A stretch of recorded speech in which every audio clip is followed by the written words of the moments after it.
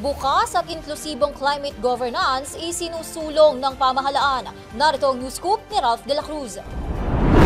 Muling pinagtibay ng Climate Change Commission ang pangako nito para sa bukas at inklusibong climate governance sa ginanap na Open Government Partnership Asia-Pacific Regional Meeting sa Maynila. Sa isang high-level panel discussion, binigyang diin ni CCC Vice Chairman at Executive Director Robert Borge ang kahalagahan ng transparency, accountability at public participation sa paglaban sa hamon ng climate change. Ibinida ni Borge ang mga hakbang ng Pilipinas upang ma-institutionalize ang inklusibong climate management. Kabilang anya rito ang mabilisang pagpapatupad ng National Adaptation Plan at Nationally Determined Contribution Implementation Plan sa ilalim ng administrasyon ni Pangulong Ferdinand Marcos Jr. Binigyang diin din ng opisyal ang pangangailangan ng mas mataas na antas ng transparency sa climate finance gamit ang climate change expenditure tagging para matiyak na nagagamit ng wasto ang pondong inilaan para sa climate programs. Yan ang aking news scoop. Ako si Ralph de la Cruz.